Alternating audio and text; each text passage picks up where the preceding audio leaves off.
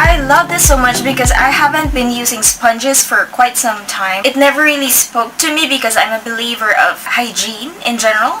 And while I was working with the hygiene industry, I had a lot of training of not using any porous products. Beauty Blender has a recommendation of changing it every 3 months. And if you're changing every 3 months, then that's kind of pricey. I mean, of course, yeah, okay, if you divide it for 3 months and all the number of days that you're using it, it's not bad.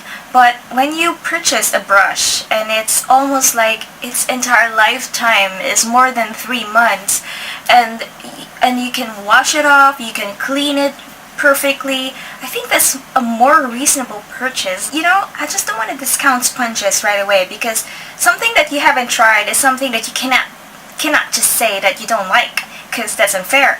So I went right ahead and I saw this. It's only 350 pesos on the Body Shop, and when I tried it, I tell you, and I kid you not, that I instantly understood why people say that they cannot live with their beauty blender. And this is not even a beauty blender. This is like a very, very nice replica, a very nice alternative, because it is like a third of the price of the beauty blender. A beauty blender probably costs about 950 here, or 1,000, and this is just 350 guys, and it's absolutely good. It gives you a really nice finish. Hate to admit it, but it gives me a nicer finish than my stippling brush. And my stippling brush is just a 200 peso stippling brush that I bought in Landmark. I bought it twice because, oh no, I bought 3 times because I just love that. Here is the stippling brush that I've been using on my face for years and years. Very, very affordable, and it is available in Landmark in Makati, and it's not available anywhere else. I don't know, maybe in the Landmark in Trinoma it's also available. When you find this brand and you find this kind of brush, you purchase this because it's nice. However, upon using this since April, I haven't stopped using it, and this has been the one that gives a lot of good finish, even if you're just using a BB cream. And I noticed that BB creams can be like quite tricky because my BB cream is a bit stickier than what most BB creams would be. I love using Can Make BB cream, the perfect serum version, and I also love using the Miracle BB cream, which I used on my under eye this time. And so far so good using this one, but better using this one. And for this reason, I would highly recommend that you try the Body Shop, which is just 350 pesos. This is wet, so it's kind of like big and huge, but when you purchase it's just like so small. It's not as small as the ones that the Beauty Blender has, the tiny ones, but it's just like in the middle of it.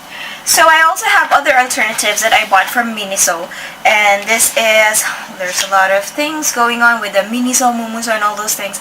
I'm not so sure if Miniso is really from Japan, but I purchased it anyway. Less than 200 pesos, and they're together, like 2 for 100, like less than 200 pesos. And again, these 2 are also wet, but this one just gets a lot bigger than this one. These 2 would have like a similar, very close, similar material versus the Body Shop, but in terms of how it gives you that nice finish for your foundation and your BB creams, hands down, it's still the Body Shop that gives a better finish, and for me is the first place in terms of finding that alternative for your beauty blender. So this is not bad. I'm not gonna say it's bad, but if you're after like that really nice finish, go right ahead and spend a little more on this one. If you're someone who's like me, who's quite a sucker for hygiene, and you know full well how much that bacteria is really growing inside porous products, just clean it every day. I use a Dove soap, the white Dove soap, to clean it. It doesn't clean as fast, but at least it makes sure that I don't really damage the product, because the product is what makes this work. It's the material inside it, and I don't want to damage all those pores because eventually they will tear up.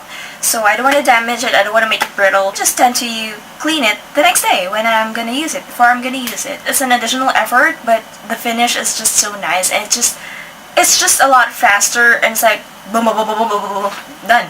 And I have this tip right here for my under eye, in between my eyebrows, along the corners of my nose, on my lips. It's a game changer, I have to admit. I'm resisting it for a long time, but I have to admit that the sponges are really here and they really do wonders. You just have to be extra careful with hygiene, cleaning it all the time, regularly cleaning it. And yeah, maybe one day I'm gonna try purchasing the expensive ones, but not right now because I'm still enjoying this one. So that completes this video. This is my review on the Body Shop and the Miniso sponge. So I hope that you get an idea about alternatives for the expensive sponges, and if you have time, maybe you can leave a nice comment below on my video, and I hope to see you again soon. Thanks a lot for watching. Bye!